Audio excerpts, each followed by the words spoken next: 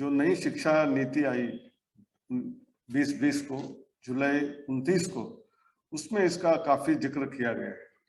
पहली बार शिक्षा नीति में भाषा के ऊपर, यानी मातृभाषा में प्राथमिक शिक्षा तो होनी ही चाहिए, लेकिन जो उच्च शिक्षा है, इंजीनियरिंग हो या कोई भी विज्ञान हो, वो सभी हायर एजुकेशन जो कहते हैं वो मातृभाषा में होने के लिए हमको प्रयास करने चाहिए, ऐसे कहा गया तो जुलाई 2020 को। उसके तुरंत बाद 2-3 महीने में ही प्रधानमंत्री जी ने काफी जगह में इसकी चेष्टा की कि हमारे देश में मातृभाषा में इंजीनियरिंग शिक्षा होनी चाहिए, वैद्यकीय शिक्षा होनी चाहिए। तो AICTE यानी अखिल भारतीय तकनीकी शिक्षा परिषद के अध्यक्ष के नाते हमारे बीच में हमने चर्चा की और हमने निर्णय लिया कि इसको हमको प्रोत्साहन करना चाहिए। लेकिन वैसे सरकार ने गत 3-4 साल से, आप सब जानते हो कि एक स्वयं नाम का massive online open course platform तैयार किया है। उसमें सारे कोर्सेज, करीब 3000 कोर्सेज जो है सब अंग्रेजी में है, कुछ एक 10, 15, 20 हिंदी में होंगे, बाकी भाषाओं में नहीं है। तो ये सारे अच्छे कोर्सेज को अपनी मातृभाषा में छात्रों को मिलना चाहिए, इसलिए अनुवाद का कार्यक्रम ये नई शिक्षा आने के पहले ही शुरू हो गया था और उसमें हमने उस समय पे 8 भाषाओं में उसका अनुवाद होना चाहिए, ऐसी एक निर्णय लेकर IIT मद्रास को इस कार्य को दिया गया था। IIIT हैदराबाद भी उसमें कार्यरत था, लेकिन उसकी जो गति थी वो बहुत ही धीमी गति से चल रही थी। और जब ये निर्णय लिया कि इस बार पूरा इंजीनियरिंग की शिक्षा, तकनीकी शिक्षा हम अलग अलग भारतीय भाषाओं में देंगे, तो उसका चलन जल्दी करने का जो जरूरत होने लगी थी, उसको देखते हुए अखिल भारतीय तकनीकी शिक्षा परिषद ने IIT मद्रास को और IIIT हैदराबाद को कहा कि आपने जितना किया है उतना हो गया है, उसके बाद का जो बचा है उसको हम विभागित करके कुछ काम हम भी आपको मदद करेंगे, बाकी आप कीजिए, ऐसा एक शुरुआत की। और अभी मुझे खुशी होती है कि प्रथम वर्ष तकनीकी शिक्षा में जो विषय होते हैं, यानी भौतिक शास्त्र है, गणित है, इंजीनियरिंग ड्राइंग है या कंप्यूटर साइंस है, बेसिक इलेक्ट्रिकल, ये सभी विषयों के जो उस मूक प्लेटफॉर्म में कोर्सेस है उसका अनुवाद 8 भाषाओं में करीब हो गया है। और 8 भाषाओं में ही न रोकते हुए, उसको आगे बढ़ाते हुए मंत्रालय ने निर्देश दिया कि अभी आप 12 भाषाओं में आगे बढ़ो और 4 भाषाओं को भी जोड़ दो। तो भारत के बहुत महत्वपूर्ण जो 12 भाषाएं हैं उनमें अनुवाद हो गया है, ये हो रहा है। इसका मतलब इस साल का जो कार्यक्रम हम जो बोलते हैं कि एक आराखड़ा होता है कि कॉलेजेस का शुरुआत करने का, ये कोविड के वजह से पूरा थोड़ा डिले हो गया है, देरी हो गई है। तो नवंबर में ही अभी क्लास शुरू हो रहा है सब जगह में। तो हम सारे 12 भाषाओं में छात्रों को ये स्वयं के कोर्स उपलब्ध करके दिए हुए हैं। उतना ही नहीं है, तो हमने सोचा कि जब ओरिजिनल किताब यदि, यानी मूल रूप से किताब ही यदि अपनी मातृभाषा में मिलेगी तो बेहतर रहेगा। ये ट्रांसलेशन था, तो हमने देखा कि आउटकम बेस्ड एजुकेशन नाम से एक्रेडिटेशन होता है, तो उसलिए जो माध्यम अपनाया जाता है कि हर कोर्स के आउटकम क्या होने चाहिए, उसको आधारित करते हुए किताब लिखने का हमने प्रयास किया। शुरुआत में कुछ अच्छे शिक्षक जो थे उनको जोड़कर अंग्रेजी में बनाया और उसका अनुवाद हमने 8 भाषाओं में, उसके बाद 12 भाषाओं में ये प्रक्रिया शुरू रही। और करीब जनवरी फरवरी में 5-6 महीने हो गए थे, एक प्रक्रिया चल रही थी। हमने न्योता दिया इस बार के जो अप्रूवल प्रोसेस में जो कॉलेजेस अच्छे हैं जिनके पास एक्रेडिटेड प्रोग्राम है, उनको हम जो तकनीकी शिक्षा है मातृभाषा में पढ़ाने के लिए अनुमति देंगे। इतना ही नहीं कि आपकी सीट बढ़ोतरी करके देंगे, आपकी सीट में घटाई करके नहीं, जो सीट्स है उसके अलावा हम विविध क्षेत्रों में जहां जहां उसकी उपलब्धि है तो वहां हम एडिशनल सीट्स देंगे, सुपर न्यूमररी सीट्स देंगे। तो शुरुआत में थोड़े कम आए थे, बाद में देखते देखते हमारे पास 20 कॉलेजेस 10 राज्यों में 6 भाषाओं में आज लोगों ने सामने आकर एक्स्ट्रा सीट्स लेते हुए मातृभाषा में सिखाने का बीड़ा उठाया है। इसमें 10 राज्यों में आप देखते हैं कि हिंदी राज्य ज्यादा होने की वजह से 5 भाषाएं अलग अलग भारतीय भाषाएं हैं और बाकी 5 जो राज्य है वो हिंदी भाषी है। तो ऐसे हमारे यहाँ 20 कॉलेजेस, सिविल इंजीनियरिंग हो, मैकेनिकल इंजीनियरिंग हो, कंप्यूटर साइंस हो, इंफॉर्मेशन टेक्नोलॉजी हो, इलेक्ट्रॉनिक्स हो, ये सारे विषय पढ़ाने के लिए हमारे यहाँ आज 20 कॉलेजेस है, जिसमें से 10 राज्य जो 5 हिंदी राज्य हैं और 5 जो है उसमें तमिलनाडु है, आंध्र प्रदेश है, कर्नाटका है और वेस्ट बंगाल है। ऐसे अलग अलग राज्यों में भी लोगों ने प्रयास करते हुए इसके सामने आकर ये शुरुआत हुई। तो हमारी किताबें लिखने का, उसको लोगों के सामने पेश करने का कार्य चल रहा है। सुबह कलसी जी के साथ और अनिल जोशी जी के साथ तथा संतोष जी के साथ जब चर्चा चल रही थी तो हमने देखा कि देश के अत्युन्नत जो तकनीकी शिक्षा में माने जाते हैं वैसे आईआईटी और एनआईटी यहाँ भी अपनी अपनी भाषाओं में शिक्षा मातृभाषा में होनी चाहिए। लेकिन आईआईटी का थोड़ा विचित्र संभवता है कि एक आईआईटी एक रीजन में होते हुए भी वहाँ एडमिशन ऑल ओवर इंडिया से होता है, तो एक ही भाषा के ज्यादा छात्र वहाँ नहीं आते, इसलिए थोड़ी समस्या है। लेकिन यदि सुपर न्यूमररी सीट बनाएंगे, समझ लीजिए दिल्ली आईआईटी में सुपर न्यूमररी सीट हिंदी में हम व्यवस्था करेंगे, तो जब छात्र अप्लाई करेगा जेई के बाद तो हो सकता है कि ज्यादा छात्र जो हिंदी में पढ़ना चाहेंगे वो कानपुर में या बम्बई में या चेन्नई में जाने के बजाय दिल्ली में आएंगे। संभावना तो वहां भी है, लेकिन आज के दिन थोड़ी कठिनाइयां हैं। तो आईआईटीज ने ये मान लिया कि जब छात्र प्रथम वर्ष में आते हैं उनको मातृभाषा में थोड़े विषय सिखाने के लिए हम प्रयास जरूर करेंगे, ताकि जैसे बहुत सारे लोगों ने कहा और कलसी जी भी बाद में बताएंगे, 12वीं तक हिंदी होने के बाद जब वो आईआईटी में गए तो एकदम सारा का माहौल अलग हो जाता है। हिंदी भाषी जो है उनको अंग्रेजी समझ में नहीं आती है, कॉन्फिडेंस कई बार जो अपना आत्मविश्वास है ढलमलाता है। लेकिन कलसी जी जैसे योद्धा है तो उन्होंने छोड़ा नहीं, उसको आगे बढ़ाते हुए हिंदी भी जानते हैं तो अंग्रेजी भी आज अच्छी तरह से बोल सकते हैं, किसी के भी कम नहीं है।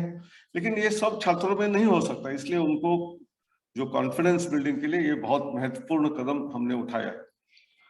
तो एनआईटी में तो और आसान है, क्योंकि एनआईटी जो है उसमें 50% छात्र जो होते हैं उस राज्य के होते हैं, बाकी 50% बाकी राज्यों से आते हैं। तो एटलीस्ट उस राज्य की जो भाषा है उसके ज्यादा छात्र होने के नाते वहाँ होने की संभावना है। मेरे ख्याल से हम अभी चिट्ठी लिखेंगे जो एआईसीटी ने, जिसको हम मानक कुछ दंडक पकड़कर जो किताबें बनाई हैं उसके सैंपल टेक्स्ट बुक्स उनको भेज देंगे, ताकि वहाँ मोटिवेशन इंस्पिरेशन बढ़ जाएगा। तो ये कार्य भी हम अभी करने जा रहे हैं। लेकिन सबसे महत्वपूर्ण जो संतोष जी ने कहा कि दुनिया के अनेक ऐसे देश हैं जहाँ उनकी शिक्षा उनकी भाषा में होते हुए वो जब आगे बढ़ सकते हैं, तो ये हमारे मन में शंकाएं क्यों आती है कि हम अपने भाषा में करने से एम्प्लॉयबिलिटी क्या होगी, उसमें यानी अपना एम्प्लॉयबल अपने राज्य में ही होंगे क्या, बाहर के राज्य में जाने से हमको जॉब मिलेगा क्या, बाहर के देश में जाने से हमारी क्या होगी हालत। ये सब प्रश्न उठने ही नहीं चाहिए कि जर्मनी के लोग क्या अलग अलग नया नया प्रोडक्ट यानी आविष्कार करते हुए अपने देश के प्रोडक्ट को दुनिया भर में बेचने के लिए जाते हैं, तब कोई पूछता है कि आपको अंग्रेजी आती है क्या। तो मेरे ख्याल से ये अपने मन में जो शंका है उसको पहले निकालना चाहिए। और दूसरा, यदि हमको नवाचार और अनुसंधान होना है तो जो छात्र अपनी भाषा में बात करता है, अपनी भाषा में सीखता है, उसमें वो प्रयोग बहुत अच्छी तरीके से हो सकता है। क्योंकि हम सब लोग देखते हैं कि हम भी हमारी मातृभाषा में सोचते हैं और दूसरी भाषा में अनुवाद करके बोलते हैं। यानी हम सब लोगों का यही हालत होता है। अंग्रेजी में कोई सोचता नहीं है, सोचता है अपनी मातृभाषा में, हिंदी में हो, मराठी में हो, कन्नड़ में हो, तेलुगु में हो, तमिल में हो, बांग्ला में हो, और बाद में इंटरनली उसको अनुवाद करके हम अंग्रेजी में बोलते हैं। तो इसलिए जो कठिनाइयां हमारे छात्रों को आती है उसको तोड़ने के लिए ये बहुत महत्वपूर्ण कदम है। प्रधानमंत्री जी आज हमेशा आत्मनिर्भर भारत की बात जो करते हैं, तो आत्मनिर्भरता तभी आती है जब आत्मविश्वास हमारे बच्चों में होता है। तो इसलिए प्राथमिक शिक्षा से लेकर उच्च शिक्षा तक जो प्रयास हम करने जा रहे हैं उसमें आप सब लोगों की सहभागिता बहुत जरूरी है, क्योंकि कई बार लोगों के मन में जो शंका है उसको निरसन करना बहुत जरूरी है। एम्प्लॉयबिलिटी जरूर होगी, क्यों नहीं होगी। आप समझ लीजिए, जो सिविल इंजीनियरिंग की शिक्षा लेता है अंग्रेजी में भी, और जब फील्ड में जाता है, कंस्ट्रक्शन साइट में जाता है, जो लेबर वहाँ मेसन है या रोड बनाने वाला कारागिर है, जो भी है, उनको थोड़ी अंग्रेजी आती है, तो उनके साथ तो आपका संवाद अपनी मातृभाषा में ही होता है, उस रीजन के भाषा में ही होता है। तो यदि आपने शिक्षा भी उसी भाषा में की है तो आपको तो और सुलभ होगा, कठिनाई तो बिल्कुल नहीं आएगी। वहीं शॉप फ्लोर में जो मैकेनिकल इंजीनियरिंग की ऑटोमोटिव इंडस्ट्री है या स्टील इंडस्ट्री है, वहाँ काम करने वाले जो रोजगार पाने हुए जो ITI के है, डिप्लोमा है, वो सब लोग तो अपने मातृभाषा में ही बात करते हैं, तो आपको क्या सुविधा दुविधा आ रही। दूसरी चीज, शिक्षकों की जब बात आती है कि शिक्षक मातृभाषा में सिखाने के लिए कठिनाई हो सकती है, क्या आप उसको प्रयास करना चाहिए। संतोष जी, मैं ये बताना चाहता हूँ कि ये उल्टा है। AICTE को यानी अखिल भारतीय तकनीकी शिक्षा परिषद में अनेक बार हमको ऐसे कंप्लेंट्स, ग्रीवेंसेस आती है कि क्लास मातृभाषा में हो रहा है, मैं दूसरे राज्य को हूँ, मुझे समझ में नहीं आता। इसका मतलब कई जगह में हमने बिना बोले हुए हमारे शिक्षक जो है क्लास में अपनी मातृभाषा में ही पढ़ाते हैं, भले वो अंग्रेजी मीडियम परीक्षा होती है, टेक्स्ट बुक अंग्रेजी में हो, लेकिन पढ़ाने के वक्त काफी शिक्षकों को जब दिखाई देता है कि छात्रों को समझ में नहीं आ रहा है अंग्रेजी, और आपने जैसे कहा कितने % लोगों को अंग्रेजी आती है, तो उसमें हमारे शिक्षक भी है।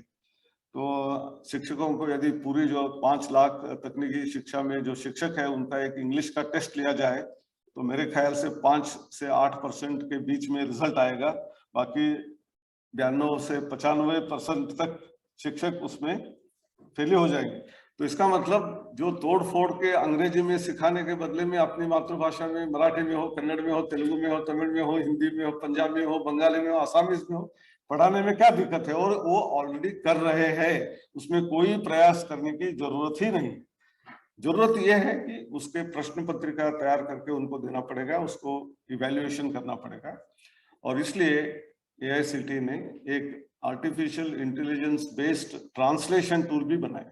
ये बहुत महत्वपूर्ण बात है। ये कहते हुए मैं मेरे 4 शब्द समाप्त करूंगा। ये ट्रांसलेशन टूल इसलिए महत्वपूर्ण है कि हमारी सारी किताबें जब अंग्रेजी में है, यदि उसको अनुवाद करना है तो फिजिकली अनुवाद करने के लिए बहुत समय जाता है। तो हमने ये जैसे गूगल ट्रांसलेट करता है, माइक्रोसॉफ्ट के टूल करते हैं, वैसे ही उससे भी बेहतरीन तरीके का एक टूल हमने डेवलप किया है।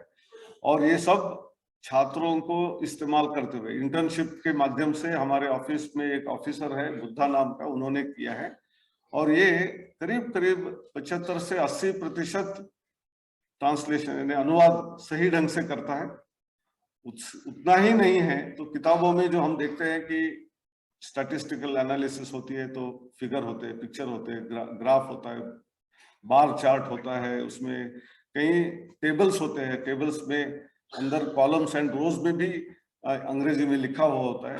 ये कोई भी दुनिया का ट्रांसलेशन टूल ट्रांसलेशन नहीं करता है। टेक्स्ट को जरूर करता है, गूगल करता है, माइक्रोसॉफ्ट करता है, लेकिन ये इसका भी ट्रांसलेशन करके अपने भारतीय 12 भाषाओं में करने का हमने ये करके दिखाया है। अभी भले एक्यूरेसी आज 75-80% है, तो आपको एक टेक्स्ट बुक है अंग्रेजी में, उसमें बहुत सारे फिगर्स है, इक्वेशंस है, टेबल्स है, तो उसको तेलुगु में, मराठी में, हिंदी में अपने आप आके रहेगा। जो 20% उसमें कमियां हैं उसको दुरुस्त करने के लिए भी टूल बनाए हैं, वो भी महत्वपूर्ण है।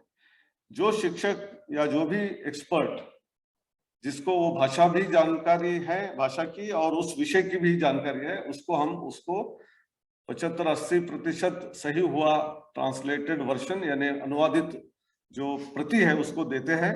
और वो टूल में एडिटर है, जो उस भाषा का एडिटर उसमें वो कर सकता है, एडिट कर सकता है। अब हम सब लोग जानते हैं कि एडिटिंग करने के लिए वो टाइप करना पड़ेगा, कॉपी पेस्ट करना पड़ेगा, कट पेस्ट करना पड़ेगा। लेकिन बहुत बार अंग्रेजी का टाइपिंग थोड़ा आसान है क्योंकि 26 ही है। बाकी भाषाओं में हमारे आकार, उकार, प्रकार ओम का सब कुछ आता है, तो उसको ढूंढ ढूंढ के करने में बहुत लोगों को परेशानियां होती है। तो इस टूल में इसकी भी व्यवस्था है कि आप बोले और जो आपका वक्तव्य है वो वहाँ ऑडियो को ट्रांसलेट करके टेक्स्ट में आता है। फिर जिस जगह में गलती है उसको कट करके ये ऑडियो वाला कन्वर्टेड टेक्स्ट में जो है उसको कॉपी करके यहाँ पेस्ट कर दीजिए, अपना काम सुलभ हो जाएगा। तो यानी आपने एक पन्ने का ट्रांसलेशन देखा तो उसमें देखा कि 2-3 वाक्य ठीक नहीं है, 1-2 शब्द ठीक नहीं है, उसको टाइप करके भी करेक्ट कर सकते हैं, लेकिन आप बोलेंगे उस शब्द को तो वो उस भाषा में टाइप करके आ जाएगा, उसको आप कॉपी करके जिस जगह में चाहिए वहां लगा सकते हैं। और ये पूरा का पूरा बाद में टेक्स्ट आप पढ़ सकते हो, तो ऑडियो अपनी भाषा में भी आ जाएगा। तो कल कभी ये स्वयं के कोर्सेस में डबिंग होता है, जैसे सिनेमा में डबिंग होता है अलग अलग भाषाओं में, वैसे डबिंग भी करना है तो उसमें भी इसका लाभ होता है। ऐसा एक artificial intelligence based translation tool तैयार किया। प्रधानमंत्री जी ने नई शिक्षा नीति का क्या क्या चल रहा है उसका जब अवलोकन किया, उस वक्त कहा कि किताबें तो हो जाती है, लेकिन अभी रिसर्च जर्नल्स जो है वो हजारों जर्नल्स हैं, वो सबको ट्रांसलेशन करना मुश्किल है। तो क्यों ना ये टूल लोगों के हाथ में दे दे और वो बाएं तरफ अपना अंग्रेजी वाला जर्नल का पेपर उसमें डाल दे और अपनी भाषा जो आप चूज करते हो उस भाषा में उसका ट्रांसलेशन आएगा, भले 70, 75, 80% ही हो, एटलीस्ट उसको समझने में तो कामयाबी हो जाएगी, उसका आगे रिसर्च करने में वो आगे काम बढ़ा सकता है। ये भी हम अभी करने जा रहे हैं।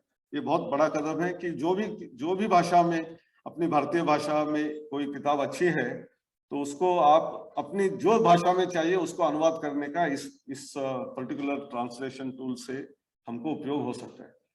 कमियां जो 20% है उसको भी कम करने के लिए ये शब्द प्रयोग जो हम कर रहे हैं, जो अंग्रेजी के अपने अपनी भाषाओं में उसके शब्द यदि हमको मिलते हैं, डेटा सेट्स मिलता है, तो ये टूल और भी एक्यूरेट होते जाएगा। 80 से 85, 85 से 90, 90 से 95, तब ट्रांसलेशन के लिए दूसरे किसी की यानी जरूरत पड़ेगी नहीं। ऐसा 2-3 साल लगेंगे, 4 साल लगेंगे, क्योंकि ये आर्टिफिशियल इंटेलिजेंस है, ये इंटेलिजेंट टूल है।